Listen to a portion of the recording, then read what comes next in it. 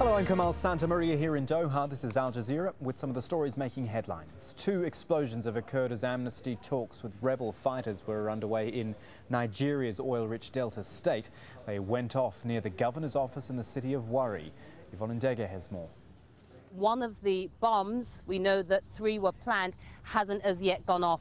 We also know that some of the oil companies that operate in Nigeria are tightening security.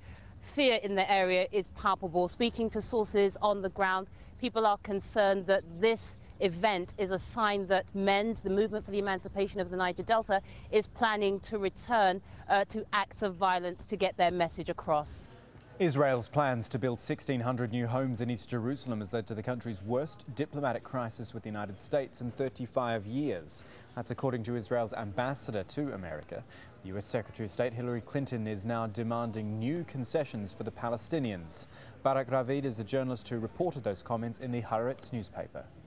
Mr. Netanyahu is not going to cave in to those 4 demands that Secretary Clinton gave him, at least not to all of them, and at least not in the same way that the U.S. administration would have wanted to. I think that Mr. Netanyahu realizes that if he looks at the politics of the whole deal, he will see that if he will cave into the American demands, he's in a big risk. Early results in Iraq's national elections show Prime Minister Nouri al-Maliki's party pulling ahead of his rivals. But less than 20% of votes cast on March the 7th have been counted so far, and the Election Commission is dealing with over 300 complaints of fraud. The United Nations Wildlife Summit in Qatar is considering a ban on the trade in shark fins.